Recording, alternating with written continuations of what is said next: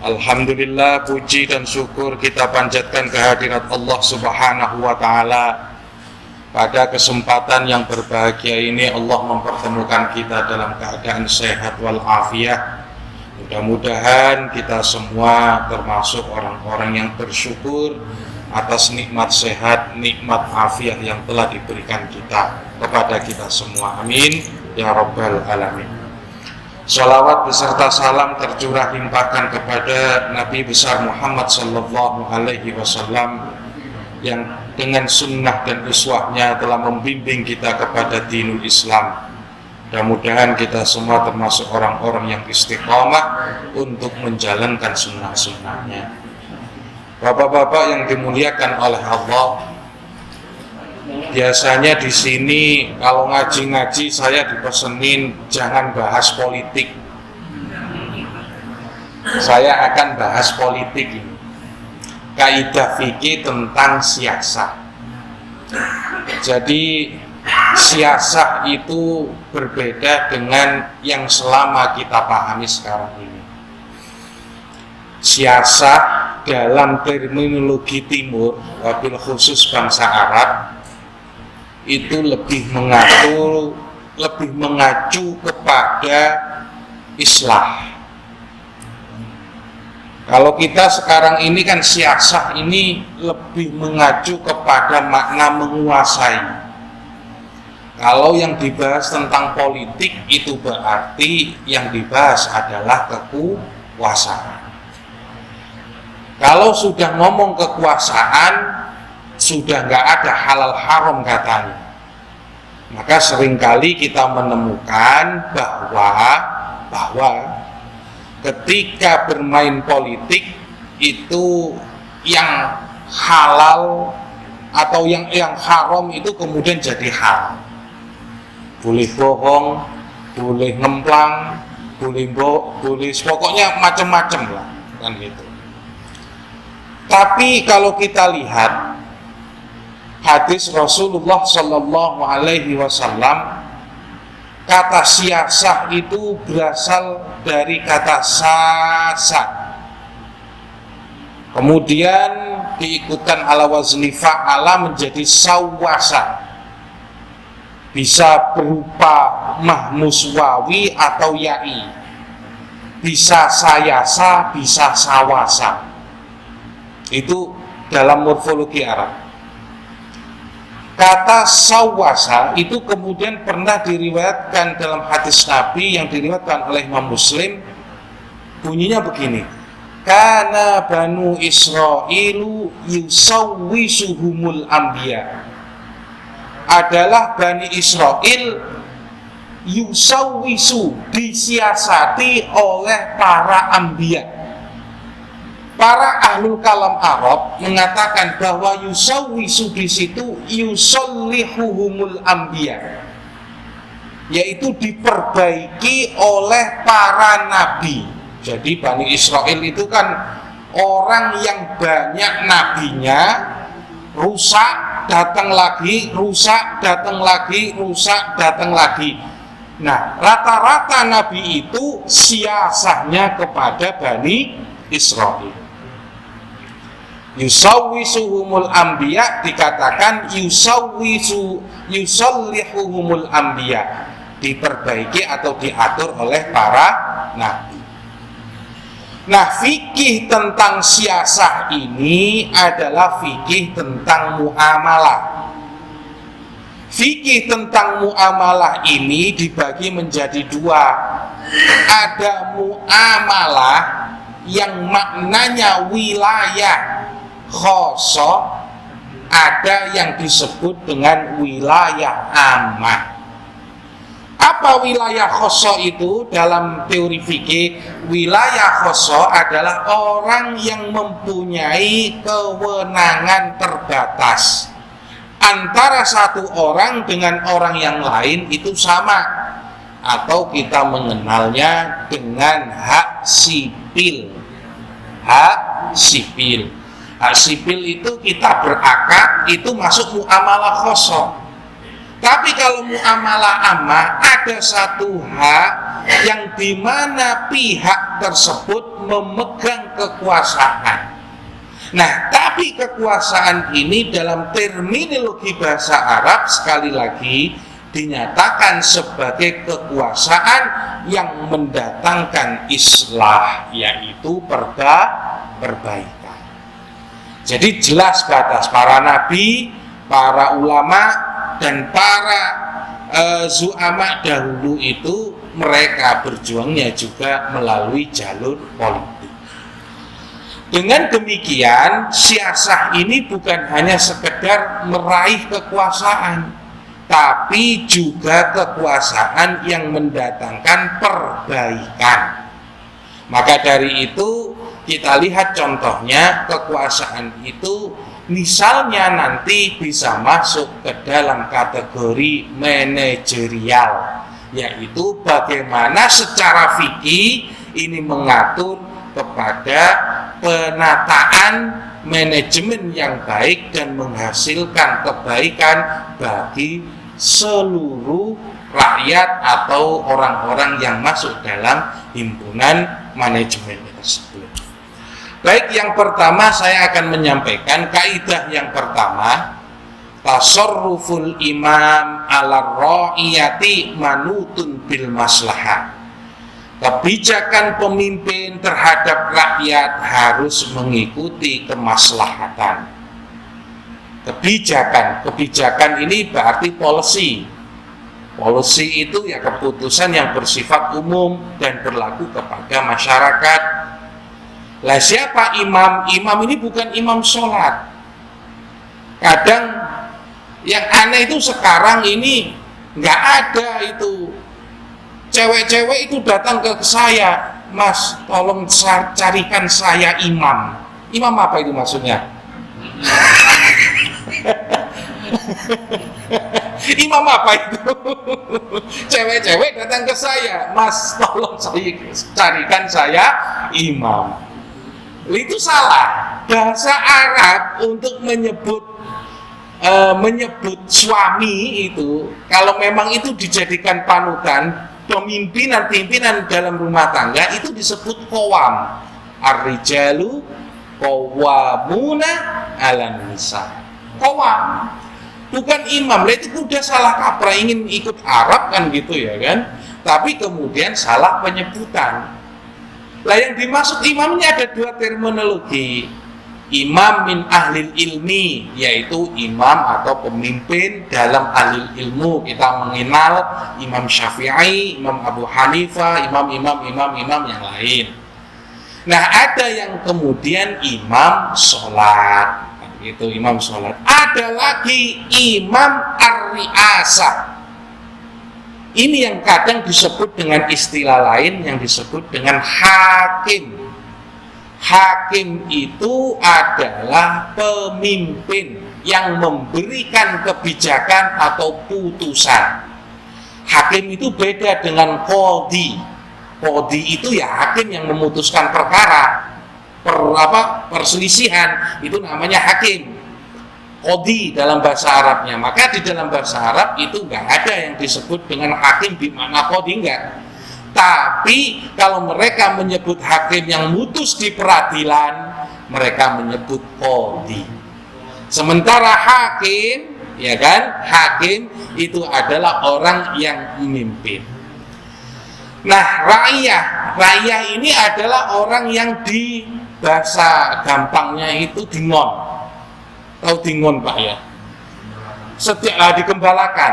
Lah, orang yang dalam kategori ini, kullukum ra'in wa kullukum mas'ulun an ra'iyatihi, itu diibaratkan bahwa orang yang memimpin itu seperti orang yang menggembalakan.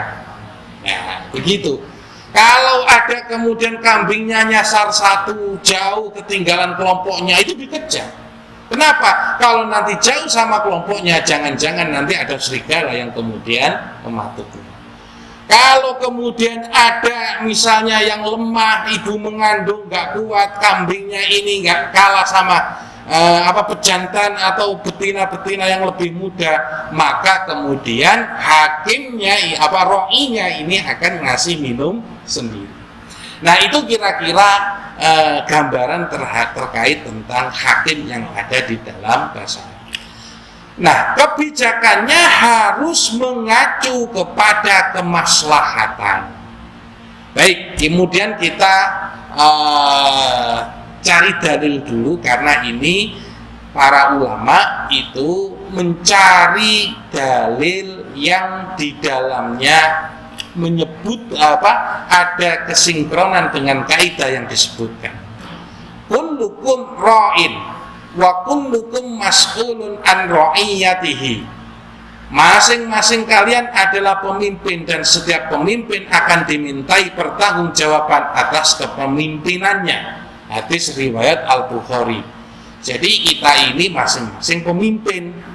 Nah, pemimpin itu dimintai pertanggungjawaban, tentu yang di situ adalah kebaikan dan keburukan. Mana yang kemudian menjadi timbangan dia yang lebih baik, maka itu yang akan menjadi nilainya, sehingga dia kemudian di akhir hidupnya mendapatkan kebahagiaan abadi, yaitu jannah.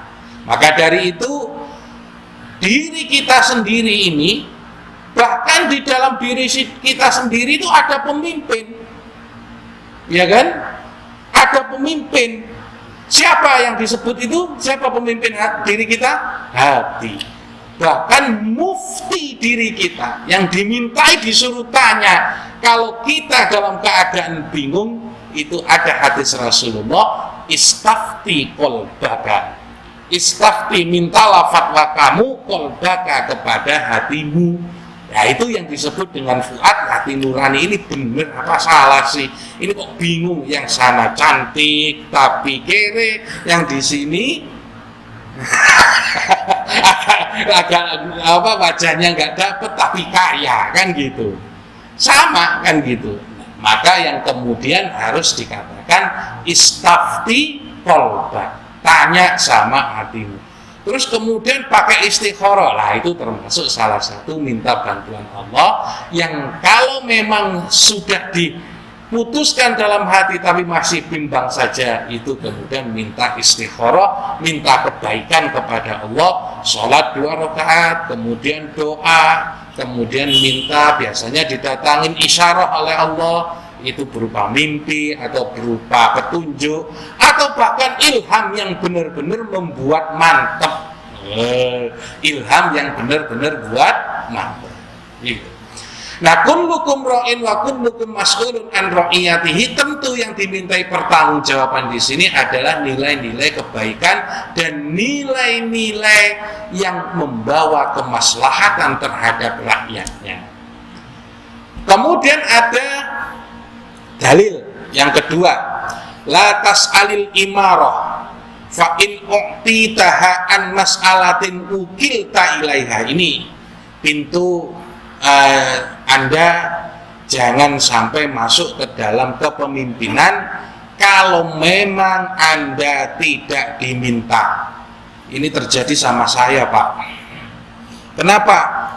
Dulu nggak ada yang nyalon RT, saya mengajukan diri jadi RT. Akhirnya kemudian dibiarin, kan gitu.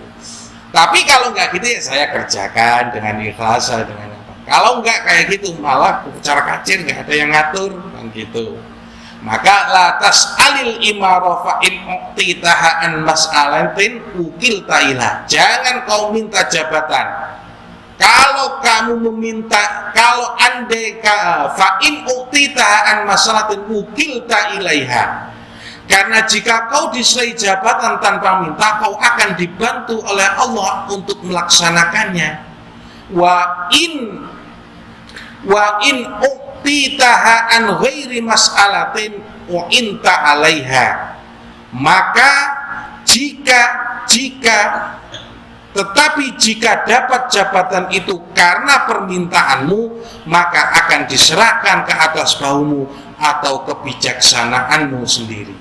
Jadi paling enak itu orang itu didukung daripada mencari dukungan. Kalau didukung itu nanti pasti di bawahnya ini yang akan kemudian membantu kita.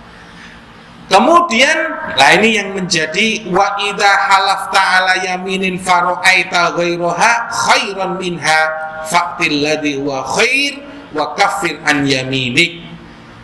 Kemudian jika kamu bersumpah untuk sesuatu kemudian ternyata jika kau lakukan lainnya akan lebih baik, maka tebuslah sumpah itu dan kerjakan apa yang lebih baik itu. Artinya apa? Kalau kita sudah supoto, kalau sudah sumpah, demi Allah saya tidak akan menjengukmu, ya kan? Karena apa? Karena marah sama anaknya sudah nikah, terus kemudian minta gini nggak diturutin sama bapaknya. Akhirnya bapaknya marah sama anaknya, nggak pernah disambangin, nggak pernah ditengok. Ternyata cucunya sakit. Lah kalau sudah cucu sama mbak itu sama-sama berat.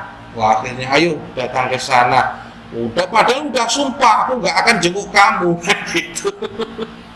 Tapi kemudian dilanggar sumpahnya karena di situ menyambung silaturahim itu lebih baik daripada memutuskan silaturahim.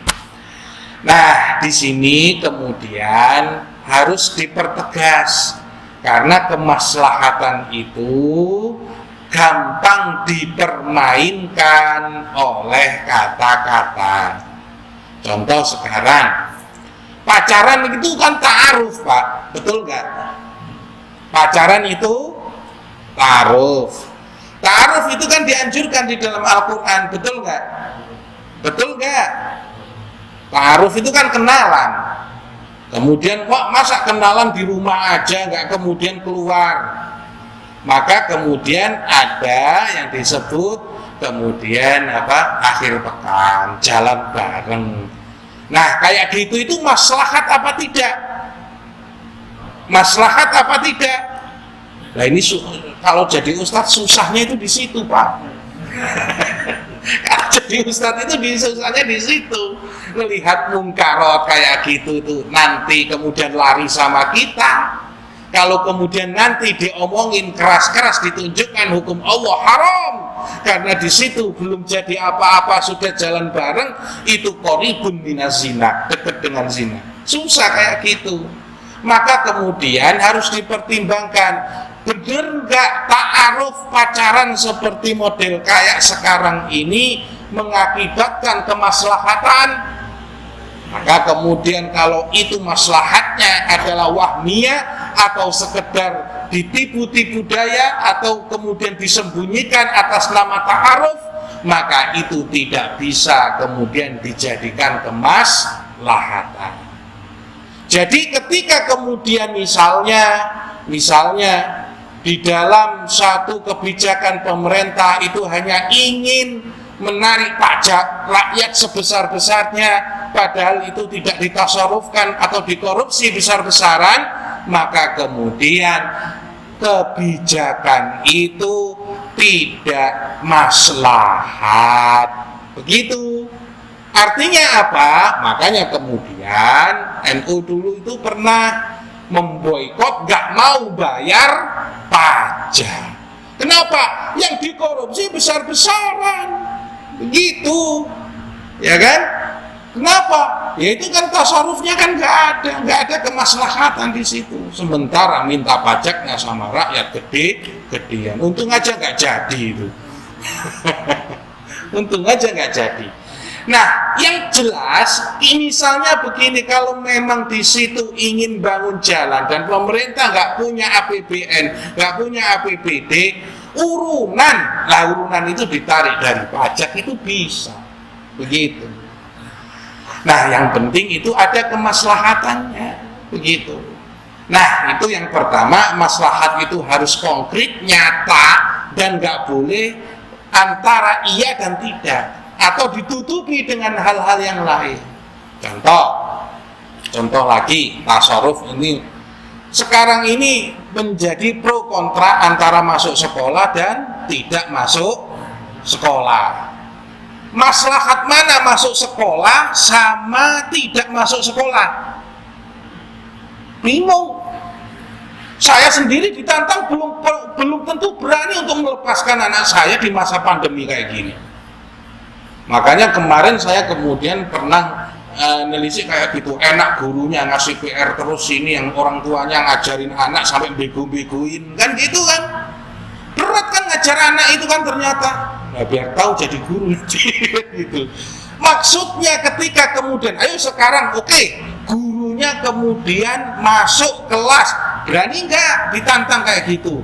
Nah itu juga nggak berani. Jadi kemaslahatan kayak gitu seandainya nanti masuk itu kemudian malah menjadi madharat, itu jadi berapi itu nanti.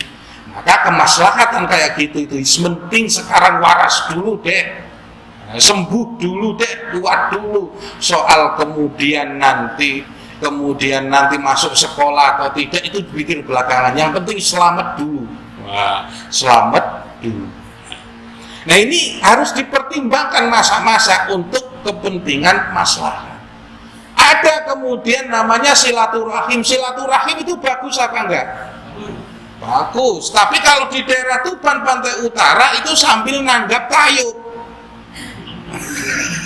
Kemudian suguhannya berbintang karena katanya itu sedekah laut.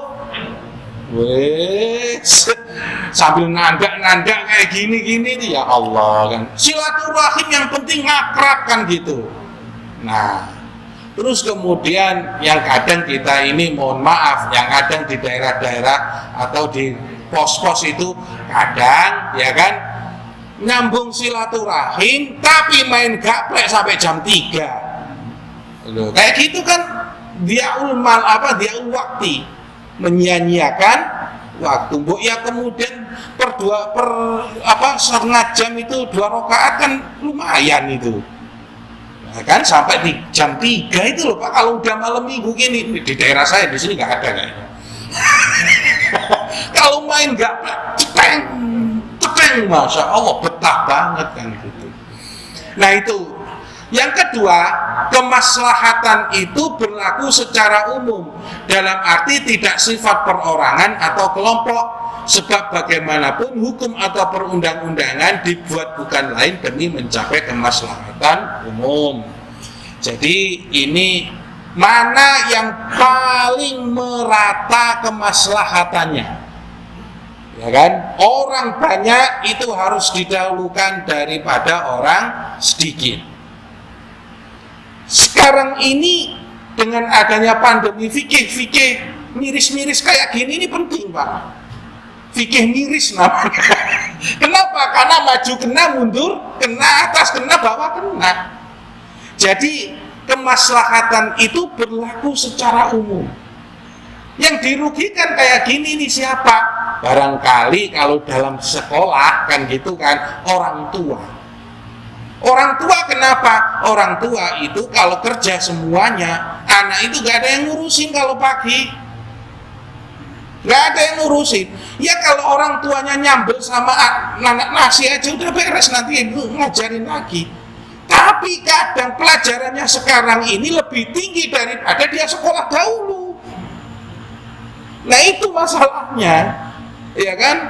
Nah itu yang kadang kemaslahatan itu berorangan. Tapi kalau ditimbang nanti kalau dampak yang timbul kalau masuk ke kelas itu akhirnya apa? Ya kalau anak itu bisa jaga diri, kalau enggak lari sana, lari sini, berantem sana, berantem sini, kumpul sana, masya Allah itu enggak bisa dielakkan. Akhirnya generasi yang dibanggakan malah jatuh berguguran. Nah, maslahat yang seperti ini mendingan kemudian libur semuanya dulu, daring dari sekolah, dari rumah kan gitu. Nah ini maslahat yang kemudian untuk kepentingan umum mana yang lebih besar. Dan yang ketiga, kemaslahatan yang dimaksud tidak bertentangan dengan hukum syara yang diistimbatkan dari nas qat'i ataupun ijma'. Nas qat'i itu ya Al-Quran dan Al-Hadis yang tidak mempunyai dua pengertian atau tidak multi tafsir. Sebab dengan adanya maslahat yang bertentangan dengan nas yang qat'i dan ijma, berarti kemaslahatan itu dianulir. Jadi maslahat itu dianulir. Contoh apa? Banyak kemaslahatan yang dianulir. Zina, qoribun minaz zina, itu padahal belum zina. Zina itu kan dilarang. Qoribun minaz zina itu kan bukan zina, tapi dekat dengan zina. Tapi itu kemudian dianulir, sehingga jalan yang menuju perzinaan itu kemudian diharamkan. Kenapa nggak ada maslahatnya di situ? Maka dengan begitu, kemaslahatan yang ditempuh oleh kebijakan di dalam menelurkan sebuah kebijakan yang bersifat manajerial harus memperhatikan 3 hal penting ini. Benar nggak kemudian seandainya saya menetapkan masuk sekolah itu kemudian bawa maslahat, yang enggak nanti kalau kemudian ada yang sakit itu kalau mati satu aja rame itu nanti. Begitu. Terus yang kedua, betul nggak ini bermanfaat secara umum atau sekedar kemudian membawa saja, membawa untuk menguntungkan sebuah pihak saja, ya kan? Nah, benar nggak ini sesuai dengan kaidah syariah atau nas syar'i yang berkaitan dengan hukum tersebut? Maka dalam kaitan ini yang menjadi contoh aplikasinya adalah mengangkat pihak yang kompeten. Artinya apa? Ketika itu lebih maslahat, itu menyerahkan kepada orang yang ahli di bidangnya. Jangan kemudian kita seolah-olah tahu, kadang tahu sedikit, nggak tahu detail, maka itu yang kemudian kadang kita nggak menjadikan maslahat. Contoh yang sekarang diterapkan ini banyak dikaji oleh para ulama, khususnya akademisi, pembatasan usia nikah. Sekarang ini perempuan sama laki-laki itu disejajarkan. Kalau dulu 1916, sekarang 1919. Kenapa ada tuntutan semacam emansipasi dari kaum wanita? Karena wanita sekarang juga sama-sama kerja. Karena di sisi lain dari kematangan secara psikologis dan kematangan organ genital itu kemudian sama-sama siap untuk menanggung kehidupan rumah tangga dan siap punya anak. Kemudian seperti yang saya contohkan, penghentian KBM di masa pandemi, pemberian wewenang kepada pihak swasta. Nah, kadang begini, kalau ini yang kadang menjadi etos kerja, mohon maaf, kalau diserahkan kepada BUMN dulu, mudah-mudahan BUMN-nya baik sekarang kan gitu. Itu terkesan lihat aja lah PNS itu turu bayaran lah, gambarannya gitu lah. Ada yang PNS nggak di sini? Banyak kan gitu. Turu bayaran, gampangannya gitu. Tidur tahu-tahu bayaran. Apalagi kemudian sudah dianggarkan ada gaji, apalagi yang di Jakarta. Nah itu sampai kemudian per tahun itu bonusnya sampai berapa? Gajinya kecil, tunjangannya. Nah di sini kemudian menunjuk imam yang tidak fasik. Artinya apa imam? Imam bacaannya bagus tapi fasik. Ya kan, fasik itu ya sering kelihatan minum atau kemudian sering main judi, itu nggak bagus. Maka kemudian dicari yang imam itu husnus sirah wasuluh, baik perilaku dan budi pekertinya. Nah ini yang kemudian harus dipahami di dalam melakukan maslahat. Kaidah yang kedua, al-wilayah al-khosoh ahwa minal wilayah al-amah. Kewenangan khusus lebih kuat daripada kewenangan yang lebih umum. Jadi di dalam suatu manajerial, suatu mengatur tatanan negara itu ada yang disebut dengan taksimul amal, pembagian kerja. Nah, pembagian kerja itu harus diikuti pembagian wewenang. Nah, ini penting. Jangan kemudian kerjanya saja dibagi, tapi wewenangnya dikuasai sendiri. Nah ini kemudian nggak bisa. Maka dari itu Umar itu pernah berkata, inni anzaltu nafsi min malillah manzilata walil yatim. Aku ini menempatkan diri dalam harta Allah seperti posisi seorang wali anak yatim. Ini tastu akhadtu minhu, kalau aku ingin butuh ya aku ngambil. Wa idza aisartu rabtatu, kalau nanti aku nggak butuh ya aku kembalikan. Wa idza staghna itu istafaqtu, kalau aku sudah punya ngapain harus ngambil dari Baitul Mal. Itu katanya Umar. Karena Umar sejak itulah kemudian memang di zamannya Umar ini agak kisruh karena dia menyalahi adatnya Abu Bakar. Abu Bakar itu pegawai khalifah, itu lillah semuanya, nggak digaji. Jadi duit Baitul Mal itu masih numpuk, kan gitu. Udah diprotes berkali-kali sama Umar, tapi Umar bukan khalifah. Akhirnya dijawab di masanya Umar, itu kemudian pegawai-pegawai kibarus sahabat yang cakap-cakap itu dikasih duit untuk sebagai upah dari Baitul Mal. Nah, ini semua mempunyai landasan gitu. Nah, terus dalil yang kedua, ayyuma imra'atin nahat bi ghairi idni waliha fanikahuha batilun. Saya tanya sekarang, yang sah menikahkan itu walinya perempuan ataukah petugas pencatat nikah? Wali, meskipun ada di situ pencatat nikah, kalah.